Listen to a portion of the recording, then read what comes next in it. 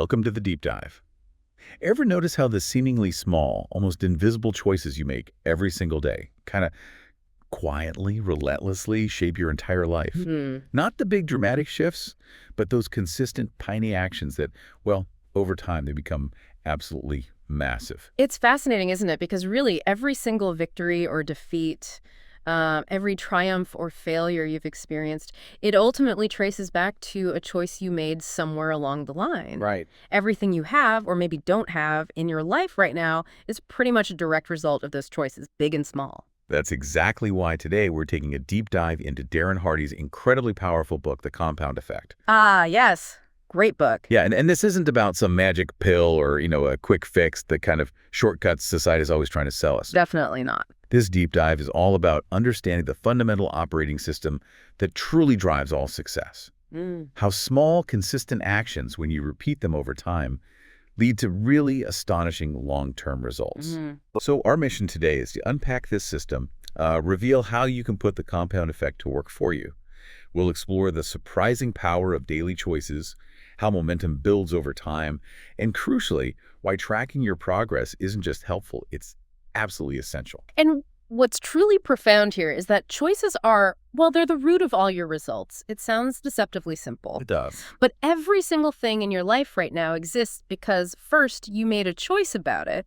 Those choices then become behaviors, which, if you repeat them enough, they solidify into habits. Okay, so what's maybe one common choice we think is tiny, but actually has this huge compounding effect that most people just miss? Well, it often comes down to what Darren Hardy calls sleepwalking through our choices. The sleepwalking. Yeah. It's not usually that we intentionally choose poor outcomes. I mean, nobody intends to become obese or go bankrupt, right? Of course not. But these things are almost always the result of a long series of small, unexamined, often kind of unconscious decisions.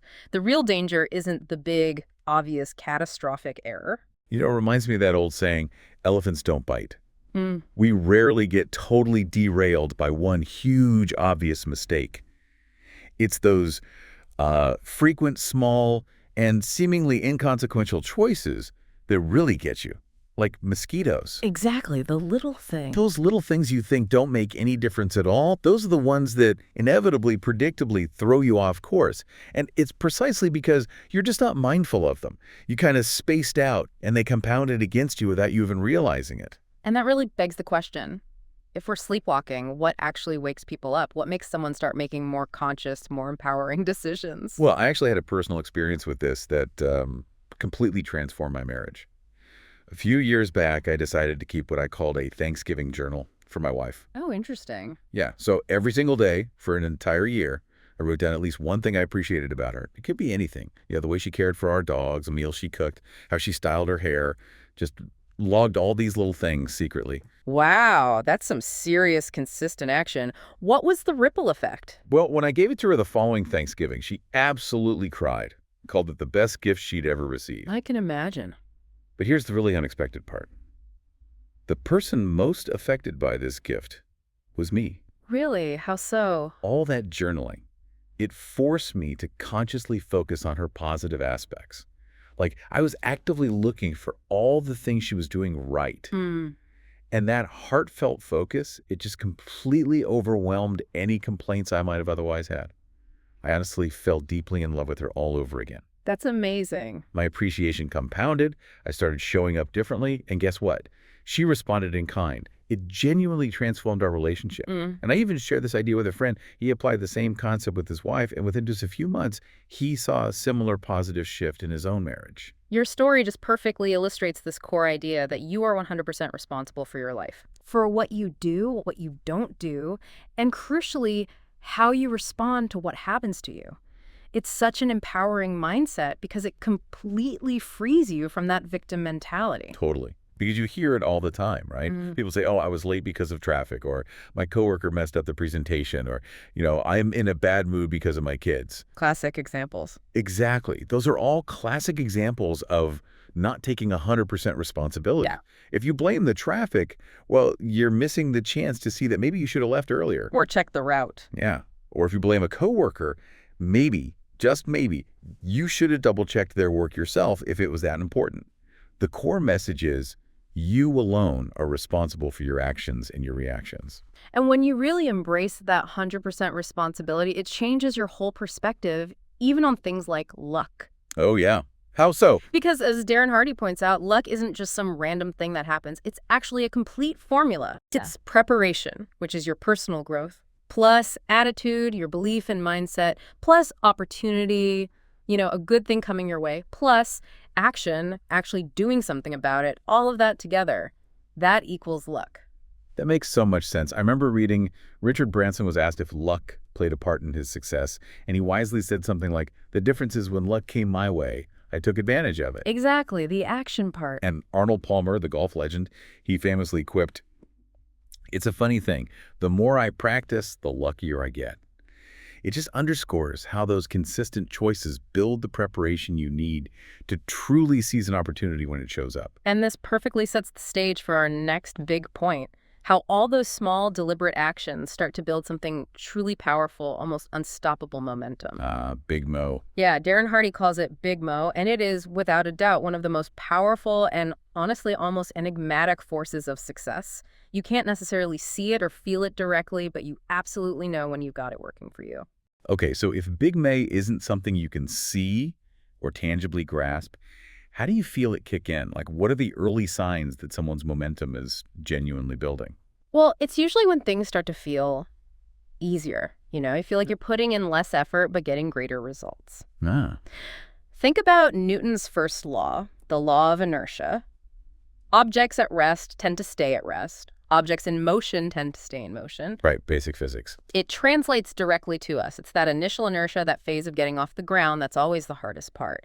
But once you're moving, once you're in a successful rhythm, the tendency is just keep achieving more and more. It sort of feeds itself. That initial push. Yeah, It's like trying to get a heavy merry-go-round to move from a dead stop. Takes your whole body, like a huge effort just for that first inch. exactly. But once it's spinning at a decent clip, momentum takes over, and it's surprisingly easy to keep it going with just little pushes, far less effort. The really hard part is always that first rotation. Or think about a rocket ship. It uses way more fuel in the first few minutes of its flight than it does for the entire rest of the trip Why is that? to break free from Earth's gravity. Once it's up in orbit, it can basically just glide. The really tough part, getting off the ground. And what's particularly striking is that train analogy he uses. A tiny 1-inch block of wood can stop a train dead in its tracks if it's at rest. Incredible, isn't it? But once that same train gains rhythm and speed, once it builds up that big mo, it can apparently crash through a 5-foot-thick, steel-reinforced concrete wall. That's the sheer power of momentum once it's really established. It becomes almost unstoppable. So how do you actually generate this big mo for yourself? It sounds amazing, but how do you get it started? Well, it's a cumulative process, right? It starts with making new choices based on your goals and values. Then you have to implement those choices through positive behaviors. Then you repeat those actions consistently, long enough to establish new habits. From there, you build routines and rhythms into your daily disciplines. And then, crucially, you maintain that consistency over a long enough period of time. Then, boom, big mo kicks in, and you really do become virtually unstoppable. You see this pattern in legendary figures, like Michael Phelps, the swimmer. Yeah. Those 8 gold medals at the 2008 Olympics. That wasn't some overnight miracle. Not at all. It was the result of 12 years of consistent training and incredibly precise routines with his coach, Bob Bowman. Phelps's dedication to consistency was so extreme, he apparently recalled only one time he finished practice 15 minutes early in that entire 12-year period. Wow. Just think about that level of commitment day in, day out. Yeah. And it's not just individuals, right? Companies like Apple, Google, YouTube, they all built their empires on this principle. Apple, for instance, was actually kind of late to the MP3 player game. That's true. The iPod wasn't first. No, but their consistent commitment to quality, that innovative design, the ease of use that allowed the iPod to build momentum and eventually just dominate the market. Or YouTube, remember after that Lazy Sunday video went viral? Oh yeah, SNL. Huge moment. That's when they caught Big Mo and just exploded into the video giant we know today. Momentum shifted. What really stands out to me there is the power of routines. You know, a routine is something you do every single day without fail, so it becomes automatic, like brushing your teeth. Exactly. They reduce decision fatigue. And they ease stress, make your actions incredibly effective. It's like Jack Nicklaus, the golf legend. His pre-shot routine apparently never varied by more than 1 second. Incredible consistency. And that unshakable consistency allowed him to perform reliably under pressure, unlike, say, Greg Norman, whose varying routine famously contributed to his master's collapse. The military boot camp is another really stark example, isn't it? Routines literally transform, soft, fearful, slovenly teenagers into lean, confident, mission-driven soldiers in just a matter of weeks. Right. Those routines aren't just about discipline. They allow soldiers to act instinctively and effectively, even under the intense pressure of combat situations. It's ingrained. And you could totally apply this to your own life by bookending your days, basically taking control of both the start and the end. How do you do that? Well, my personal rise and shine morning routine is absolutely non-negotiable for me now. I wake up, immediately think of things I'm grateful for, then I visualize sending love to someone specific, imagining all the good things I wish for them. Then I focus on my top 3 goals for the day, do some stretching, read something inspirational for about 30 minutes, and then I dive into my most important project for an hour before I even glance at email. Wow, that's structured, setting the tone. Exactly. Sets the tone for my entire day. And then my Sweet Dreams evening routine involves sort of cashing out the day, reviewing what happened, journaling any new ideas that popped up, and reading an inspirational book before bed.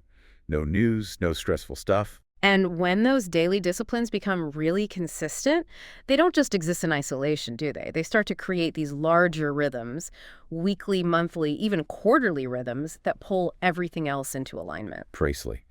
For my marriage, Friday night is always date night, non-negotiable.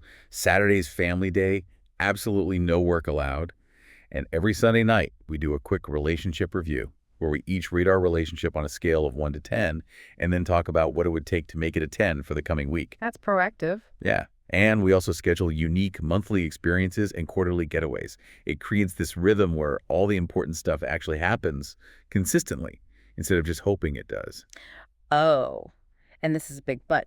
All of this powerful momentum, it can unravel surprisingly quickly due to inconsistency. That's like the silent killer of the compound effect. Oh. The pump well analogy Hardy uses is just perfect here. You know those old hand-pumped water wells? Yeah, the ones you have to pump like crazy at first. Exactly. It takes massive initial effort just to get a few drops, then finally a steady stream starts. Once it's flowing, it's relatively easy to maintain with consistent, lighter pumps. But if you let go of that lever for too long, the water level drops right back down and you're back to square one, needing that massive effort all over again just to get it started. Oof.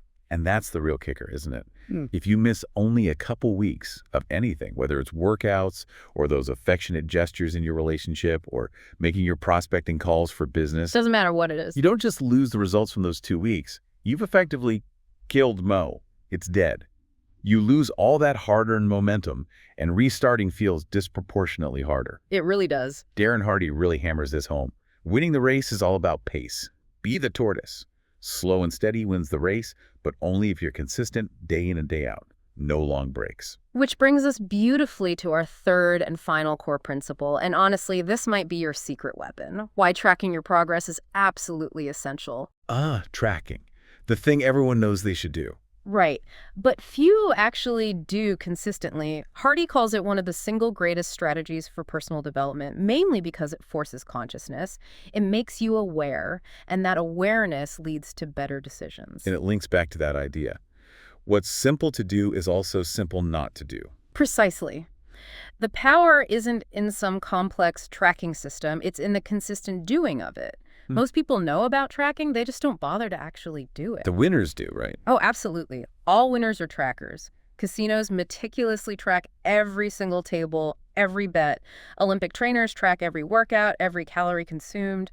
Professional athletes track every performance metric down to the smallest detail. You simply cannot manage or improve something until you measure it. What really stands out to me is how tracking makes the invisible visible. That's the key, isn't it? I love Darren Hardy's personal story about tracking his money. His accountant basically forced him to track every single penny he spent for 30 days. And what happened? He was completely shocked at how much money was just pouring out of his pockets unconsciously. Little things. He calculated that a seemingly small $4 daily coffee habit, if he'd invested that money instead, could compound to over $51,000 in 20 years. Wow. That puts it in perspective. Right. It's such an impactful thought. Every dollar you spend today is kind of like taking $5 out of your future pocket thanks to compounding.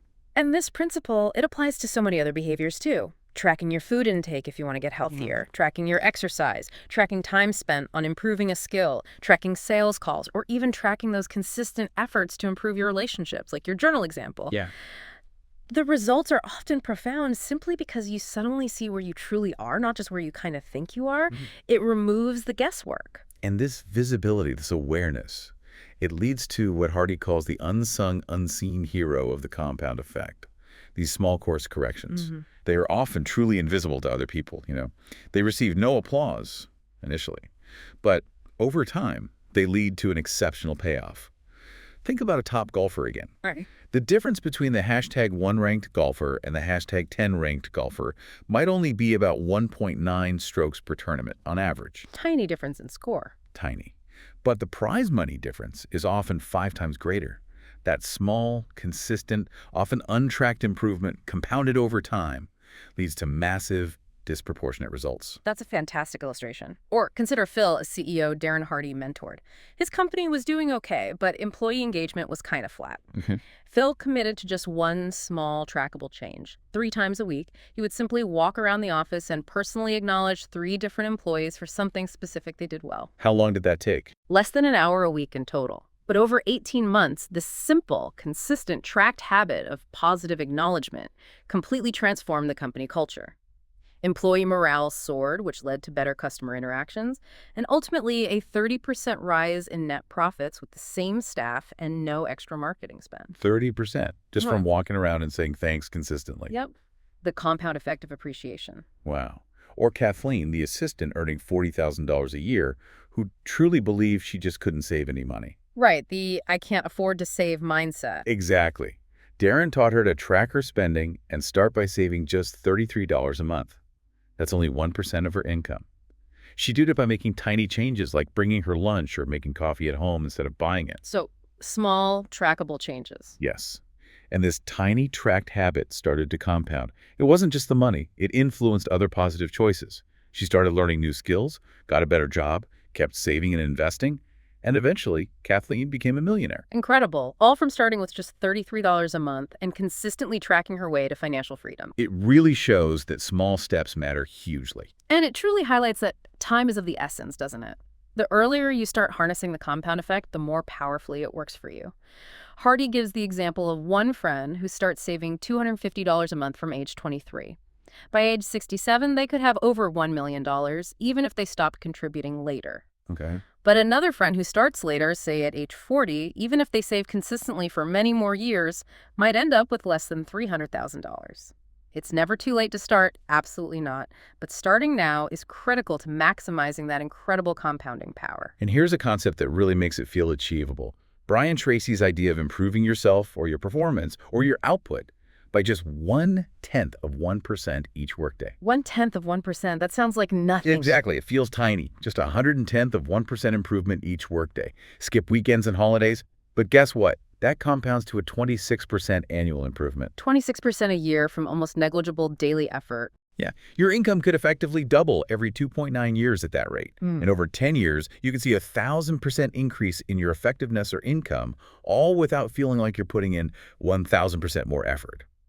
It's truly astonishing what consistent, tiny improvements can yield. The story of Beverly, who transformed from being totally winded just walking upstairs to running full marathons, is another powerful testament to this. How did she start? Her journey started with incredibly small, consistent steps, like walking a 1-mile loop just 3 times over 2 weeks, then gradually jogging a tiny bit of it, then a bit more. Her why power, wanting to look good for her high school reunion and have more vitality for her kids, fueled this consistency. So slow and steady. Totally. This consistent, slow increase in activity compounded. It led to significant weight loss, yes, but also massively increased energy, improved performance at work, and even, interestingly, a thriving marriage because she felt better about herself. It was all about that consistent progress, tracking it, and not demanding perfection overnight. What an incredible journey. And all built on small, consistent choices tracked over time. It really makes you realize how much potential we all have to completely shift our life's trajectory, doesn't it? That really is the core message of the compound effect. It is always at work in your life, whether you're paying attention or not. The good news is you can choose to consciously harness its power for positive change, Or you can just let it work against you through neglect or poor choices. Success, as Hardy says, truly comes from a continuum of mundane, unsexy, unexciting, and sometimes difficult daily disciplines compounded over time. No magic bullets. No magic bullets, just consistency. So as you step away from this deep dive today, we want to challenge you with this. What's one small habit you can commit to tracking for the next 30 days? Just pick one. Yeah, keep it simple. It could be tracking your water intake, maybe the number of pages you read each day, or perhaps the number of times you offer a genuine compliment to someone. What will you choose to start compounding in your life starting today? And remember, these small, consistent actions, when you really hold true to them, they will lead to results. Results that Hardy promises will astound you, bewilder your friends, family, and your competition. The compound effect is working right now, this very second, for you or against you. The choice, as always,